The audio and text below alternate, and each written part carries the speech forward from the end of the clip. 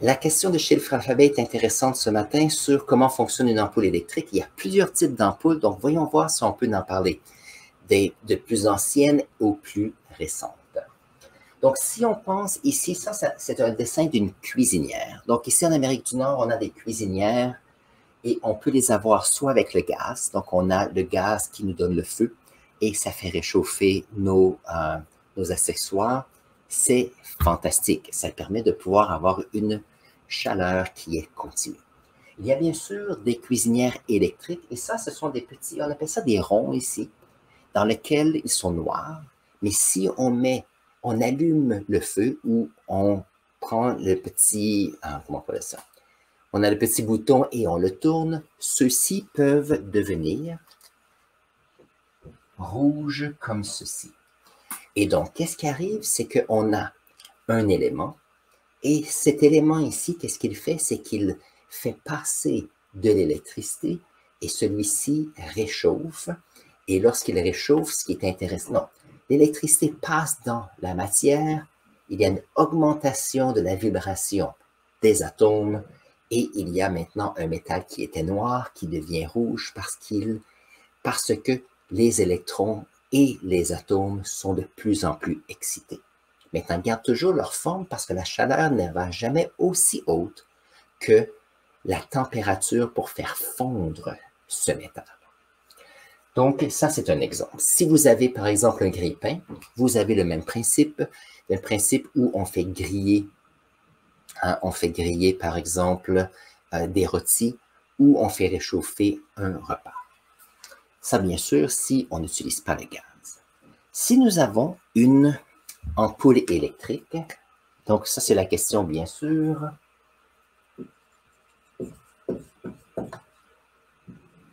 Donc, l'ampoule électrique, qu'est-ce qui est intéressant, c'est que anciennement, on a ce qu'on appelle des ampoules incandescentes.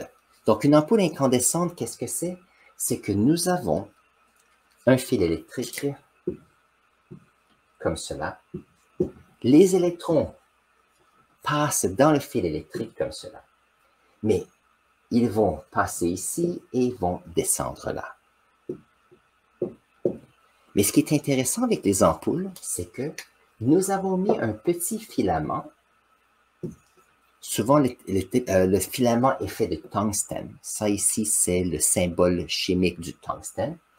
Et lorsque les électrons passent ici, qu'est-ce qui arrive? C'est que les électrons sont ralentis.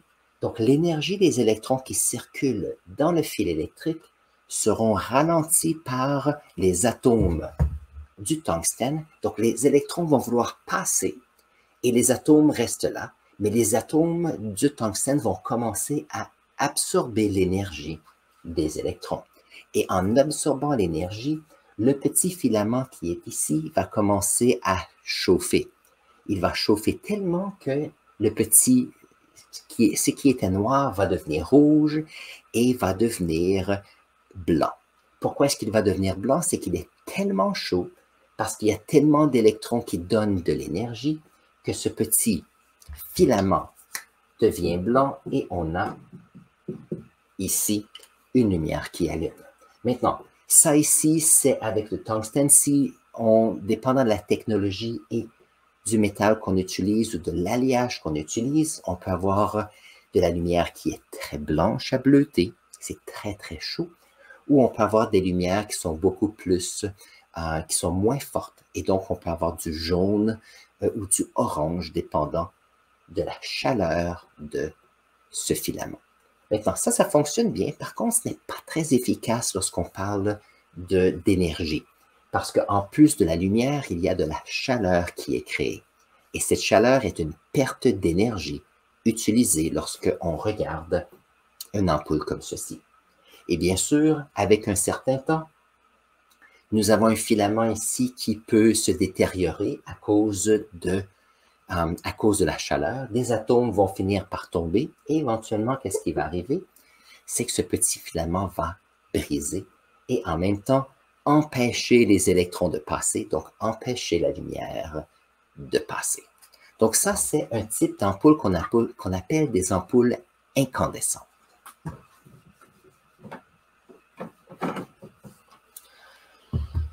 Nous avons aussi, de notre côté, et je suis sûr qu'en Europe, vous avez la même chose, on a des ampoules qu'on appelle fluorocompactes. Donc ici, c'est habituellement comme ceci, comme ceci, comme ceci, comme cela, comme ceci.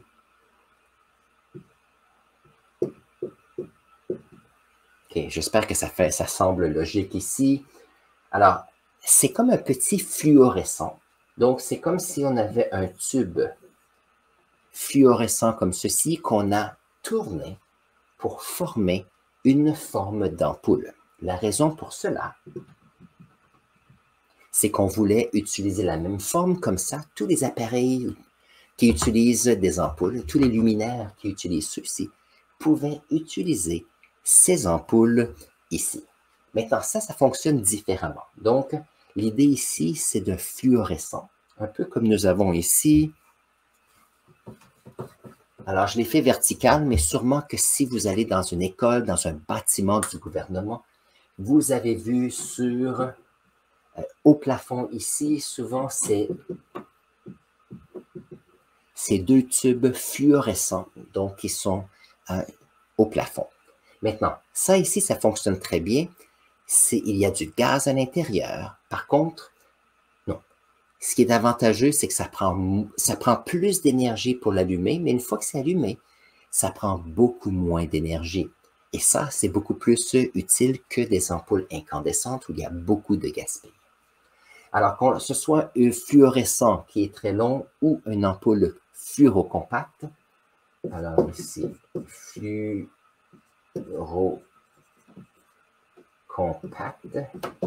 j'ai l'impression qu'il me manque fluoro, qu'il me manque une lettre ici.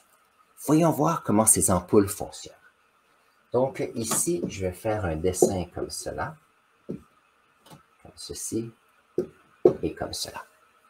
Alors, les fluorescents, ce qui est intéressant, c'est qu'il n'y a pas de filament dans le centre. Il n'y en a pas du tout. Donc, comment est-ce que ça fonctionne? Donc ici, on a de chaque bout une entrée pour les électrons, comme ceci.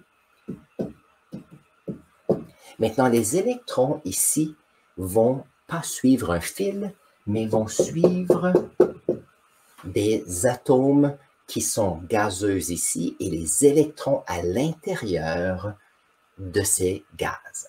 Alors ça, c'est intéressant. Donc, ces électrons ici vont sauter d'un atome à l'autre et en même temps donner de l'énergie aux électrons autour.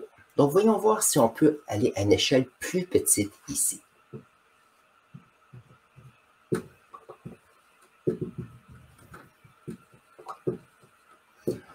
Donc ça, c'est un dessin simplifié, mais ça va expliquer très bien qu'est-ce que c'est.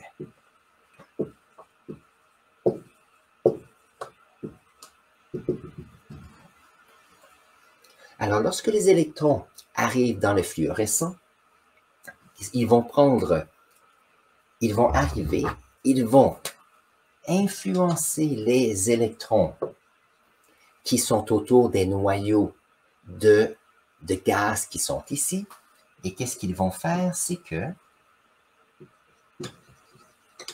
nous avons ici des électrons qui vont, avec plus d'énergie, changer de niveau ici autour de cet atome. Maintenant, quel type d'atome est-ce qu'on peut avoir? On a souvent du mercure ici. Parce que le mercure gazeux, ce qui est intéressant, c'est qu'on peut le contenir. Il y a une certaine masse ici. Et chose intéressante, c'est qu'on peut donner de l'énergie aux électrons. Alors, aussitôt que les électrons ont de l'énergie comme ceci, ça fonctionne très bien. Par contre, ces électrons ne garderont pas toujours cette énergie très longtemps. Donc, on a l'énergie des électrons qui arrivent ici, qui vont avec les atomes gazeux ici. Et qu'est-ce qui arrive? C'est que aussitôt qu'ils sont là, après un certain temps, ils vont revenir à leur niveau ici. Donc ça n'existe plus. Ça n'existe plus. Donc, ils vont redescendre de niveau d'énergie. Alors ici, n'oubliez pas, si ces électrons absorbent de l'énergie, fantastique, et le redonnent, on ne peut pas faire disparaître cette énergie. Alors, qu'est-ce qui arrive? C'est qu'en changeant de niveau, il y a des ondes électromagnétiques qui sont laissées aller. Je ne sais pas exactement quel type d'onde est-ce que c'est fait. Je ne sais pas, c'est probablement des ondes au style ultraviolet ou probablement ultraviolet. Pourquoi pas? Je pense que ce serait une bonne idée. Et donc, ces ondes ici vont être créées. Maintenant, ces ondes ici sont différentes de l'énergie des électrons qui sont entrés dans le fluorescent. Donc ici, les atomes de mercure, voyons voir ici, les atomes de mercure ont pu faire une transformation de l'énergie des électrons. On a ici de l'énergie électrique des électrons qui se retrouvent dans les atomes gazeux du tube ici fluorescent. Et maintenant, on a un nouveau type d'énergie. Mais ça c'est intéressant parce que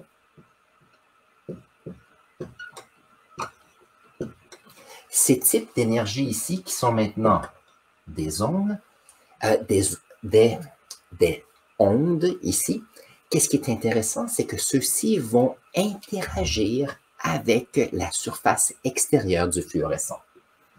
Donc, on a ici souvent du phosphore. Et qu'est-ce qui arrive avec ce phosphore? C'est que lorsque ces ondes électromagnétiques atteignent ces atomes qui sont à la surface ici, c'est que ces ondes ici vont exciter les électrons et vont faire le même principe ici. Les électrons de ce solide vont absorber l'énergie et vont redonner l'énergie. Et lorsqu'ils redonnent l'énergie, on se retrouve avec des ondes de lumière blanche. Donc, comme ceci. Donc, si on a un fluorescent, on se retrouve avec de la lumière blanche qui est produite. Ça, c'est avec les fluorescents sur le plafond d'un bâtiment. Si nous avons un mini fluorescent comme ceci, fluorocompact, c'est le même principe.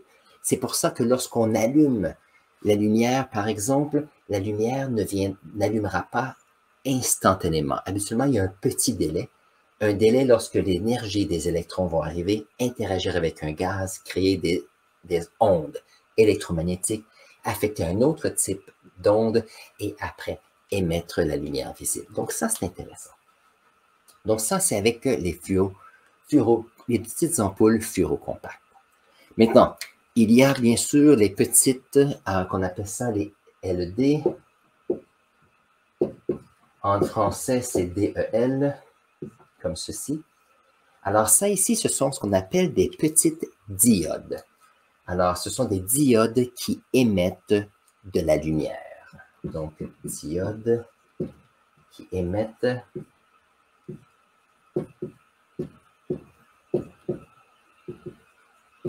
de la lumière.